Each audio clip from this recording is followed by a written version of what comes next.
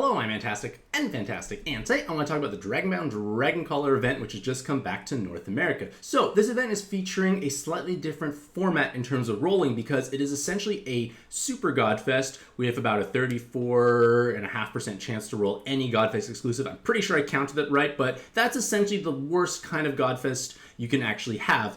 But to compensate for that, in addition to those Godfest exclusives, many of the Pantheon cards have simply been removed and replaced with Dragonbound Dragon Caller. This is a far cry from what I expected Gung-Ho to do of taking the worst Super Godfest raids possible, removing Godfest exclusives, and replacing them with Dragonbound Dragon Caller. That is not the case here, so rolling in this event is actually quite lucrative from like a rolling point of view, especially if you don't have many of these Dragonbound Dragon Caller cards because, well, they are going to be buffed hopefully on a regular basis because this is a Gung-Ho owned event. They don't have any licensing issues, so it will return on a regular basis, and there should be buffs hopefully every single time. And because at least there's only a 6 or 7 star rarities, they tend to hopefully get a little bit of love. Furthermore, all of the cards at least have weapon assist, which makes them much more valuable overall because for the most part many cards end up becoming weapon assists, and weapon assists tend to have the longest staying power.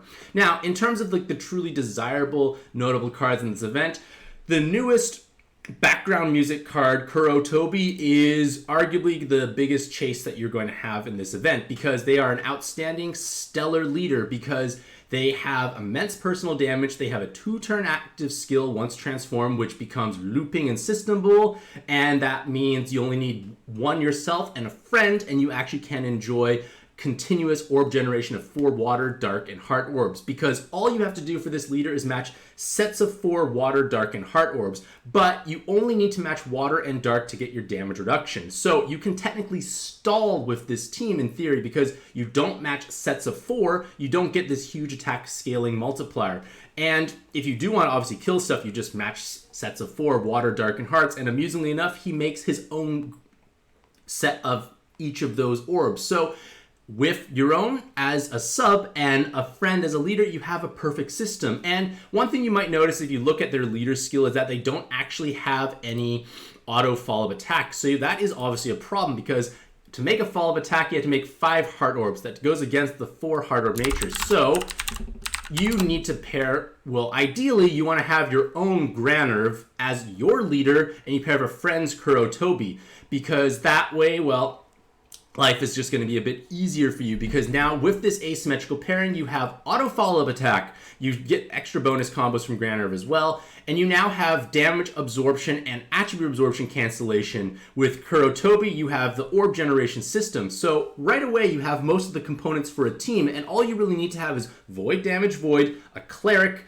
and you're kind of good to go, so to speak. And then the last sub is usually some sort of damage reduction or looping shield or a shielding active skill of some kind. So you definitely could use things like Karen Dragon. You can use that like 10-star card, who I never used. I forgot her name, Fish. But like there's quite a few other void options you can utilize. Clerics-wise, like Albrich can work. You can use Odin Dragon if you really want.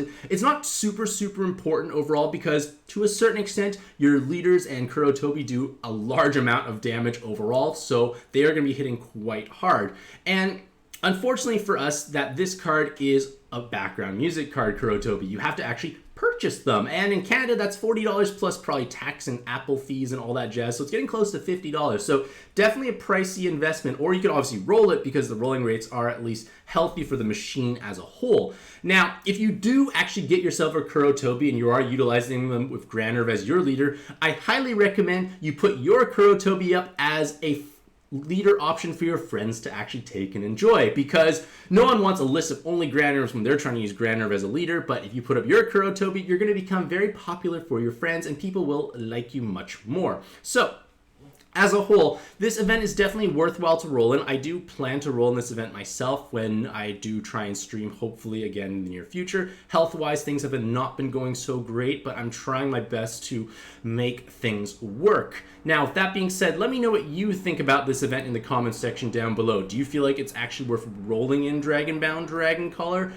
because the rates are quite high, or have you kind of like exhausted all the value from this event overall? Because if you have rolled in the past, there's not really much in the way of new cards. So in theory, some players might just, directly purchase Kurotobi and kind of ignore this event, but I feel like I'm going to roll in this event because the rates are quite delightful overall. But regardless of all that, hopefully all you lovely ladies and gentlemen out there have a truly fantastic day. I wish you all the best luck in your own pad adventures, and happy puzzling.